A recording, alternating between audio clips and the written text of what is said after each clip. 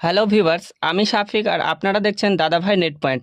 আজকে আমি আপনাদের দেখাবো স্টেট ব্যাংকে টাকা জমা দেওয়ার জন্য যে ফর্মটি ফিল আপ করতে হয় সেই ফর্মটি আপনারা কিভাবে ফিল আপ করবেন। তো আপনারা দেখতে পাচ্ছেন এটি হচ্ছে ডিপোজিট পে ইন স্লিপ, অর্থাৎ স্টেট ব্যাংকে টাকা জমা দেওয়ার জন্য এই স্লিপটিকে কিন্তু আপনাদের ফিল আপ করতে হবে, তারপরে আপনারা টাকা জমা দিতে পারবেন। তো আপনারা প্রথমে এখানে দেখতে পাচ্ছেন এখানে লেখা রয়েছে ডেট। তো আপনি যত তারিখে টাকা জমা দিবেন সেই তারিখটি কিন্তু এখানে আপনাকে লিখতে হবে।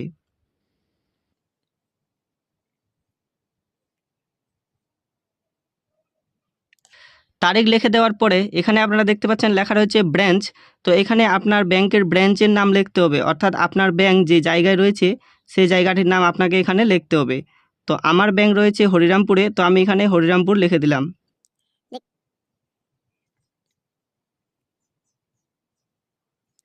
লিখে দেওয়ার পরে এখানে আপনারা দেখতে পাচ্ছেন এই যে ঘরটি, এই ঘরটিতে আপনাকে আপনার অ্যাকাউন্ট নাম্বার লিখতে হবে। সম্পূর্ণ অ্যাকাউন্ট নাম্বারটি এই ঘরে আপনারা লিখে দিবেন এখানে।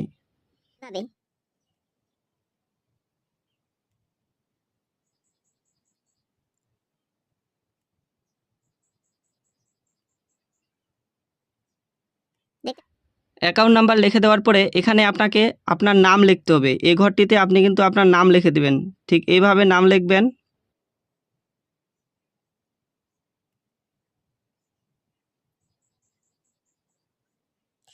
নাম লিখে দিবেন। নাম লিখে দেওয়ার পরে এখানে টেলিফোন নাম্বার লেখা রয়েছে।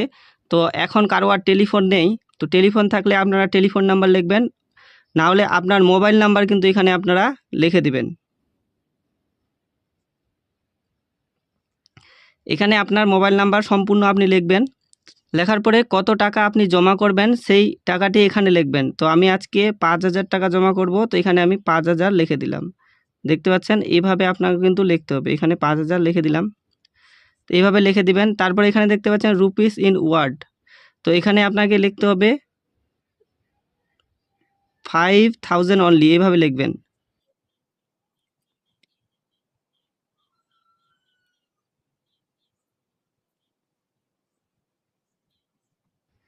দেখতে পাচ্ছেন এইভাবে আপনাদের কিন্তু লিখতে হবে। আমি 5,000 টাকা জমা করব, তো এখানে 5,000 লিখে দিলাম এবং এখানে লিখে দিলাম 5,000 অনলি। এবং এই যে জায়গাটি দেখতে পাচ্ছেন এখানে টোটাল অ্যামাউন্ট, তো এখানে আপনি 5,000 লিখে দিবেন এই জায়গাটিতে। এইভাবে 5,000 লিখে দিবেন। এখানেও 5,000 লিখে দিবেন এইভাবে, এবং এইভাবে টান দিয়ে দেবেন। দেখতে পাচ্ছেন? তো এই প্রথম স্টেপ কিন্তু আমাদের ফিল আপ করা হয়ে গেছে। এখানে আপনাকে কিন্তু সই করতে হবে না, এখানে অফিসারের কাজ রয়েছে, তো আপনাকে এখানে কিচ্ছু করতে হবে না। তারপরে আপনারা সেকেন্ড স্টেপে চলে আসবেন। তো এখানে দেখতে পাচ্ছেন প্যান নাম্বার। তো প্যান নাম্বার কখন দিতে হবে? যদি আপনি 50,000 টাকার বেশি জমা করেন তাহলে কিন্তু এখানে আপনাকে প্যান নাম্বার লিখে দিতে হবে। তো আমরা 5,000 জমা করছি, তো আমাদের প্যান নাম্বার কিন্তু এখানে লিখতে হবে না।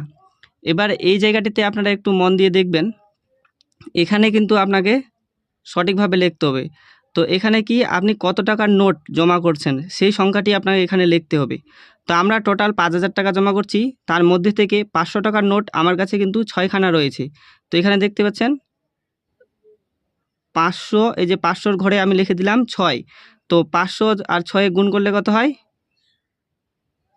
5 6 30। দেখতে পাচ্ছেন 3,000। তো এখানে 3,000 আমি করে দিলাম, মানে 3,000 আমার কিন্তু 500 টাকার নোট রয়েছে। তো এখানে আমি এইভাবে লিখে দিলাম। এবার 200 টাকার নোট রয়েছে আমার কাছে 5খানা। তো এখানে 200-র ঘরে আমি এখানে 5 লিখব।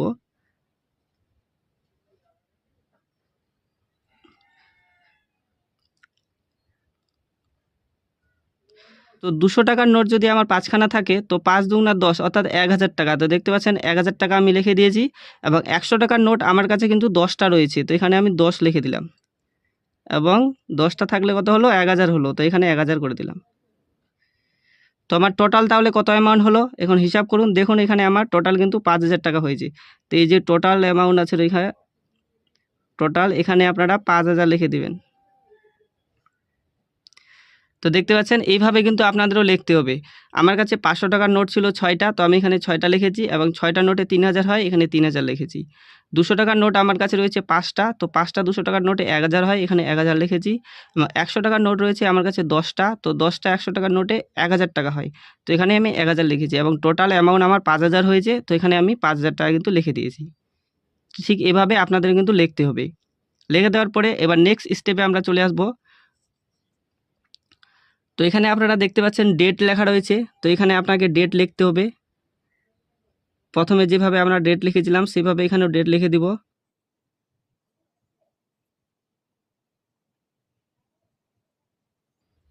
ডেট লেখার পরে এখানে আবার দেখতে পাচ্ছেন ব্রাঞ্চ লেখা রয়েছে, তো এখানে আপনি আপনার ব্রাঞ্চের নাম লিখবেন।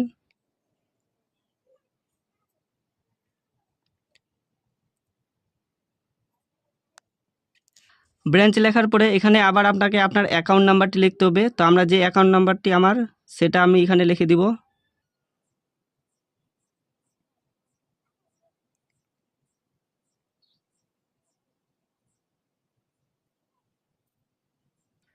অ্যাকাউন্ট নাম্বার লেখার পরে এখানে আবার আপনাকে আপনার নাম লিখতে হবে, তো এখানে নাম লিখে দিবেন।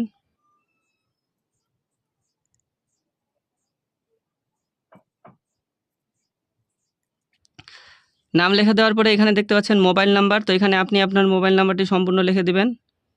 এখানে কিন্তু সম্পূর্ণ মোবাইল নাম্বারটি আপনি লিখে দিবেন। লিখে দেওয়ার পরে ইমেল আইডি, এটি আপনি চাইলে দিতে পারেন, না চাইলে দিবেন না, কোনো অসুবিধা নেই। এখানে দেখতে পাচ্ছেন রুপিস ইন ওয়ার্ড লেখা রয়েছে, তো এখানে আবার আপনাকে লিখতে হবে 5000 অনলি, আমরা 5000 টাকা জমা করছি, তো এখানে আমাদের কিন্তু এই কথাটি আবার লিখতে হবে।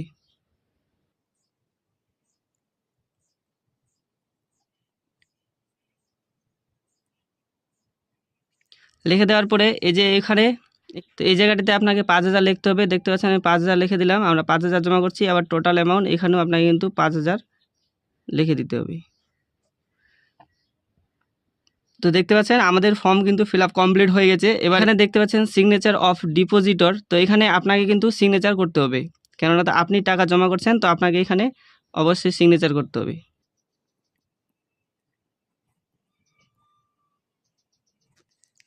তো এইভাবে ফর্মটিকে ফিল আপ করে আপনি টাকা নিয়ে লাইনে দাঁড়াবেন, তো আপনি কিন্তু টাকা জমা করতে পেয়ে যাবেন। তো আজকের ভিডিওটি এইটুকুই। ভিডিওটিকে যদি আপনাদের ভালো লাগে তো অবশ্যই ভিডিওটিকে লাইক করবেন এবং আমাদের এই ছোট্ট চ্যানেলটিকে সাবস্ক্রাইব করে আমাদের সাথে থাকবেন। Thank you.